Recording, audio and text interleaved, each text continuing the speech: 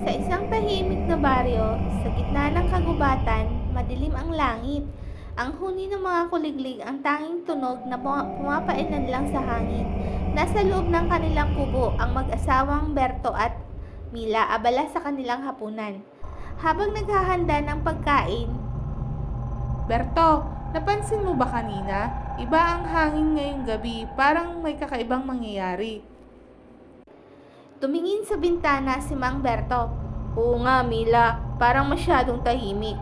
Wala ni isa mang aso ang tumatahol. Biglang naganap ang malakas na kalabog mula sa itaas ng kanilang kubo. Nagulat si Aling Mila at nabitawan ang kutsara. Ano yun, Berto? May tao ba sa itaas? Kinuha ni Mang Berto ang itak.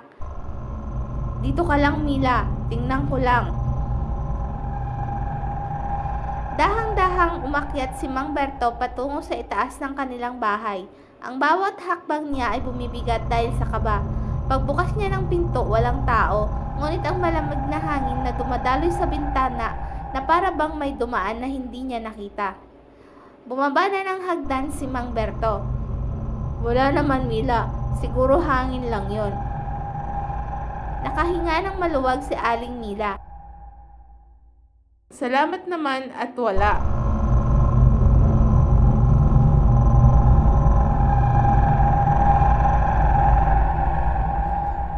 Subalit, bago pa man sila makapag-usap, may kumatok na sa kanilang pintuan. Nagulat ang mag-asawa. Sino kaya ang kumakatok sa ganitong oras? Huwag kang mag-alala, akong bahala. Pagbukas ni Mang Berto sa pinto, isang matandang babae ang kanilang nakita. Tila pagod at puno ng putik ang kanyang kasuotan.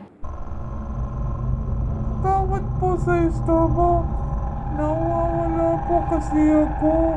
Pwede bang makatuloy ngayong gabi? Nag-alangan ngunit naging maawain si Aling Mila. Pasok ka po, inang. Mukhang kailangan mo ng pahinga. Pumasok ang matanda at umupo sa isang sulok. May kakaibang tingin ang matanda na nagpataas ng balahibo ni Aling Mila. Nung si Mang Berto kay Aling Mila, Mila, sigurado ka ba dito? Parang may kakaiba sa kanya. Huwag kang mag-alala, Berto. Baka naman pagod lang siya.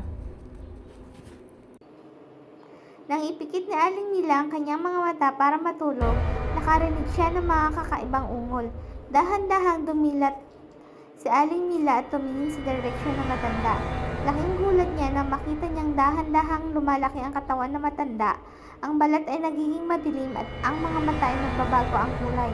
Pulang-pula at nag-aapoy sa galit. Berto! Aswang! Aswang! Napasigaw si Mang Berto at kinuha agad ang itak. Ngunit bago pa siya makalapit, lumipad ng matanda sa ere. Ang kanyang bibig ay lumaki at naglabas ng matutugis ng ngipin. Uli na kayo, mga hangal. Kakainin ko ang inyong mga laman. Mabilis na kumilos si Mang Berto. Sumungap siya ng itak at pinalo ang aswang. Ngunit ang katawan nito ay parang usok na hindi nasusugatan. Tumawal lamang ang aswang at sinurugod si Aling Mila. Berto! Tulungan mo ako!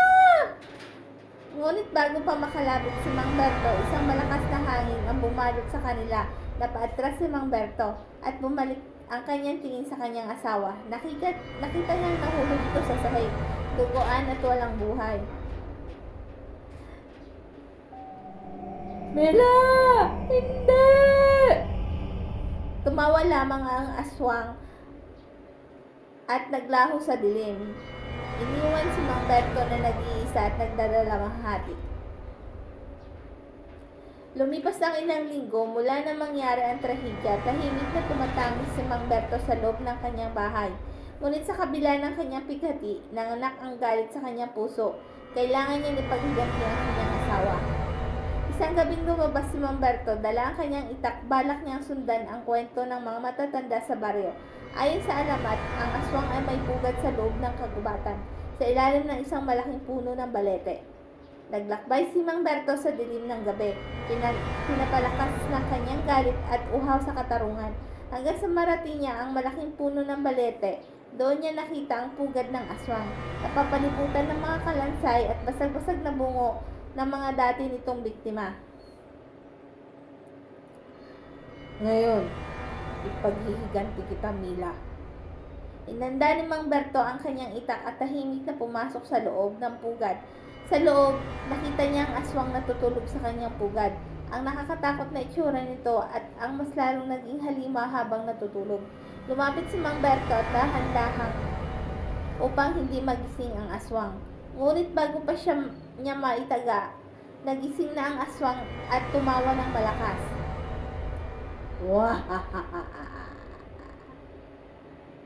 Akala mo ba madadaya mo ako, Berto?